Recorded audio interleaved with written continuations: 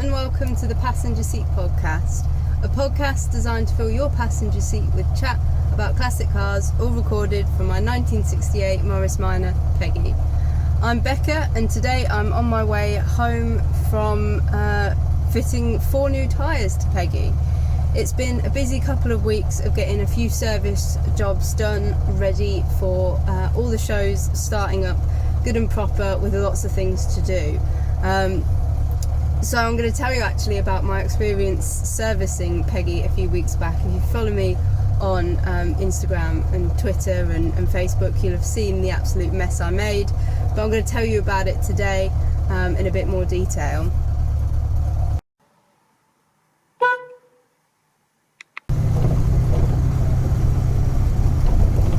My quirk of classic car ownership for you today is how we're often our own worst enemy when things start to go wrong with our cars.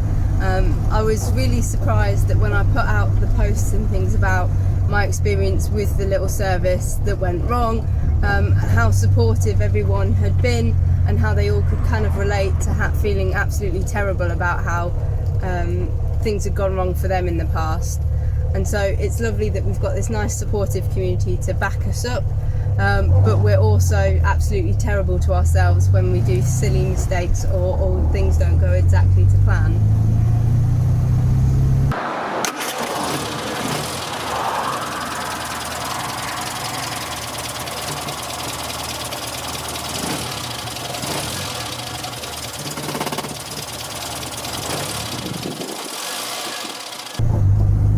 So, what happened, what was I planning to do, and what went wrong? So I'd set a Saturday aside essentially to do an oil change, to do my trunnions and to check my oil filter. It was the first time that I was going to be doing that kind of unsupervised. So I'd done it once before with my dad, kind of watching what I was doing and checking that it was all going to plan. And so it was my first time doing it unsupervised on my own driveway, and I thought that it would be a really good experience to kind of film and share with you guys in the break between season 2 and season 3 of the podcast. So started off recording my drive in the morning to kind of warm up the oil and the engine. And that went reasonably well, but it was starting to spit with rain. It had started off a really glorious morning, but it was starting to spit with rain. So we actually did a little run to a local little village, and we picked up some rubber gloves because I'd run out of those, and some pasties for our lunch to have once we got back. So did the run, all was all nice and warm, got the gloves, got the pasties, was starting to rain a little bit more on the way home, so we pulled up on the drive, went inside, ate some lunch, and then decided that we'd head back out because it had started to kind of slow down on the rain front. So I thought, great, perfect weather hopefully to do this. Couldn't have been more wrong.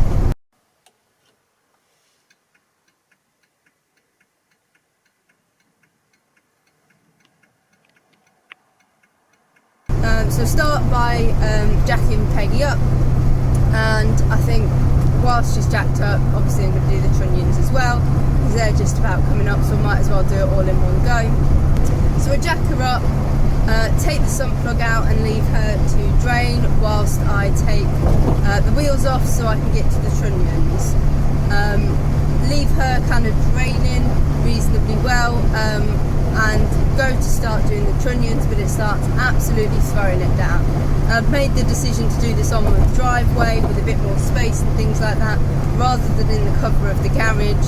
So I was really starting to regret this at this point because it was absolutely throwing it down. So to take cover in the garage while the oil is draining, lets up on the rain front a little bit, so grateful for that. I head out, the oil's still kind of draining off, and I make the most of it to grease my trunnions.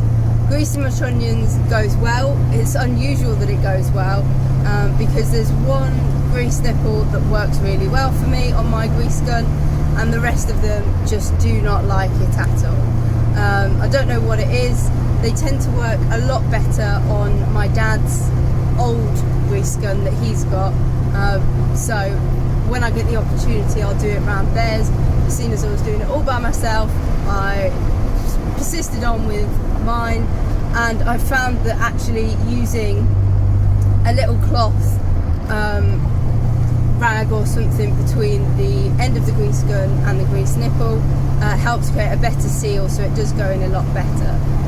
And that's something that my dad taught me, and it seems to be working quite well, and has worked quite well for a lot of people who have got these newer grease guns that don't work so tightly on the older trunnions.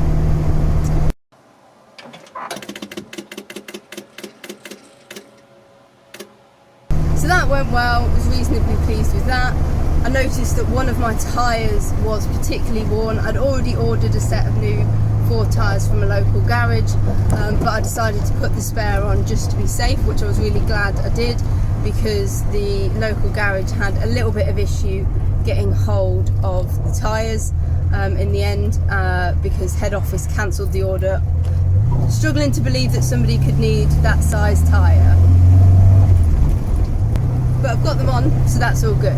So put the spare on the wheels. By this time the oil's finished draining, and I'm feeling like I'm doing quite well. Apart from the rain, things seem to be going quite well.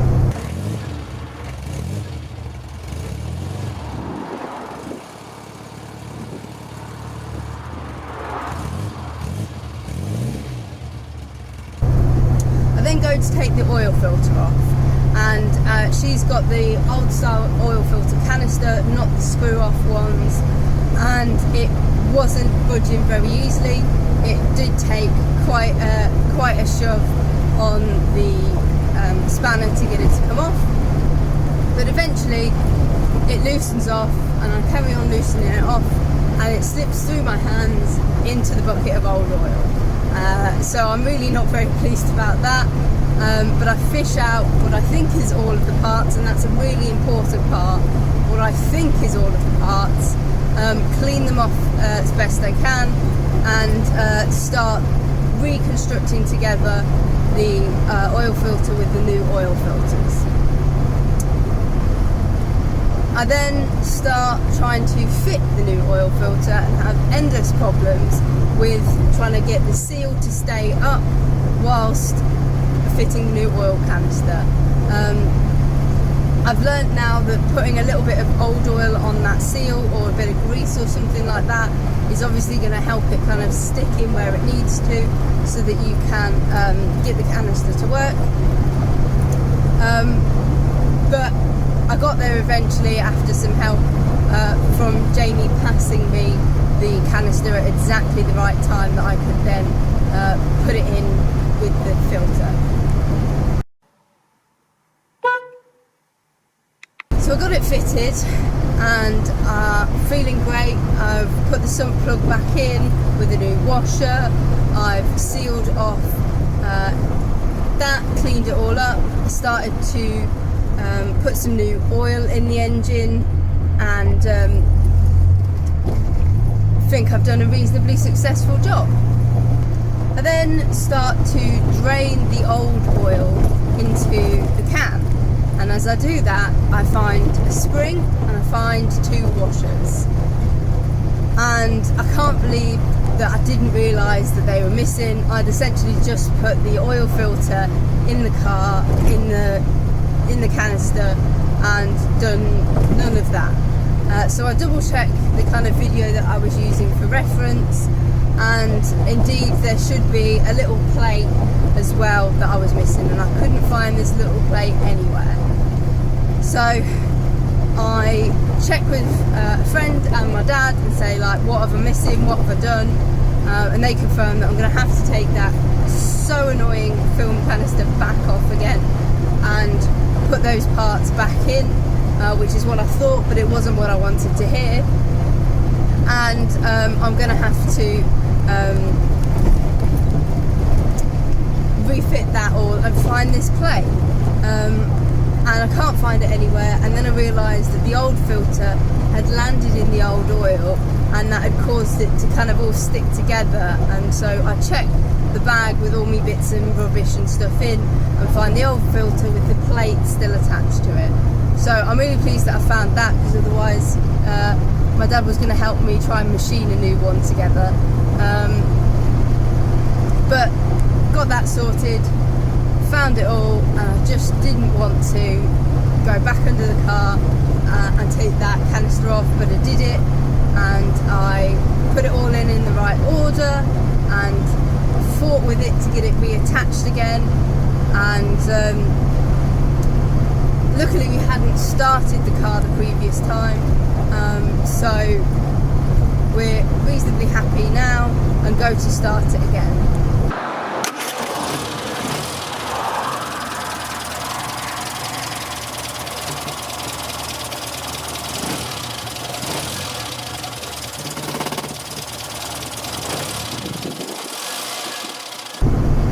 Go to start it, the oil pressure light goes off on the speedo, so I think I'm doing quite well.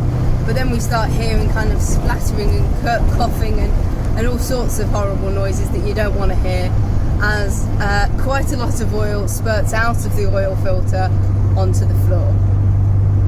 Because I've not done it up tight enough, I've not got the seal on, so it's just leaking out all over our lovely driveway.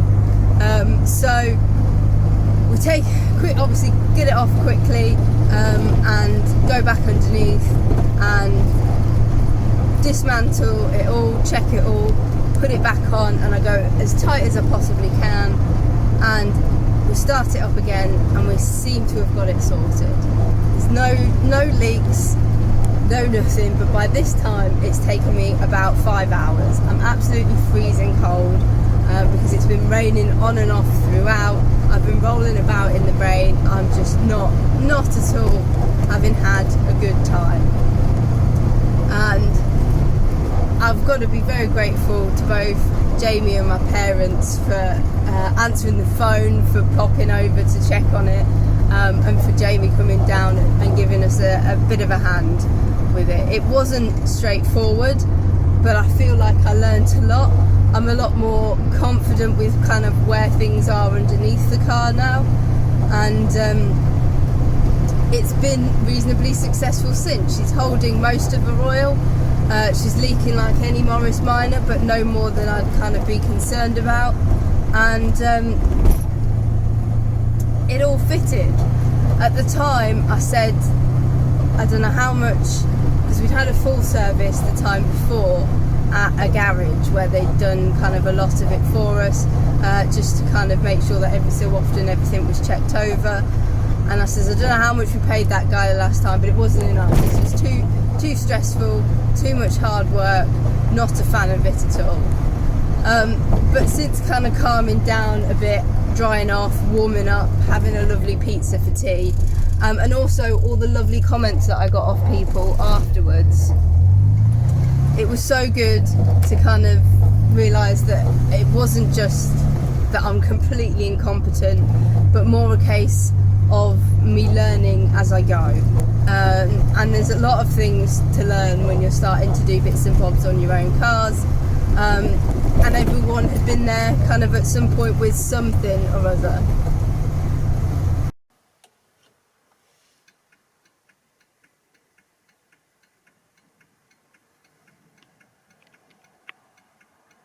So it was really nice to not only put my story out there for other people who might feel like they can't possibly have a go at doing their own stuff on their cars because it's not gone right first time for them, but also to get that kind of feedback and support from everybody out there about how things have gone wrong for them in the past as well, but they've kind of picked up and had another go. So luckily we've got a few thousand miles before I have to worry about it again, but it might well be worth me having another go and braving it. So on that day we did get the oil change done, we got the trunnions done. I stopped filming what I was doing kind of halfway through, so if you're watching on the YouTube channel you'd have seen a couple of clips and things of me having a go at some of it, but I stopped filming about halfway through when I realised it wasn't at all going to plan, and I just needed to focus and get on with it. And obviously today we fitted a set of 4 new tyres. We tried to get the tracking done, but it looks like we need some new tie rod and nuts before we can do that, but hopefully I can get those fitted in the next few weeks so that she's all ready for the weekends of fun and the daily drives as well.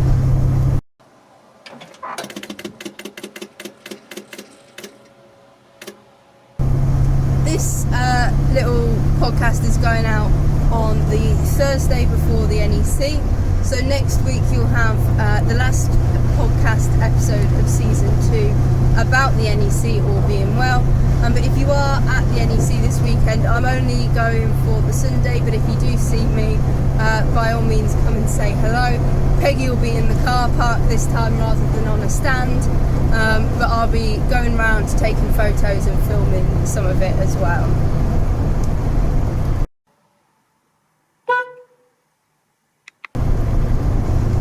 I hope today's podcast has reassured a few of you new people out there, or even you people that have been doing it for years and have had something go wrong recently, that it's still well worth having a go, and that we're always learning about these cars and they'll always carry on throwing us little curveballs, but they're so much fun and so worth it that it's a great experience anyway. Thank you ever so much for listening. Drive safely and happy motoring.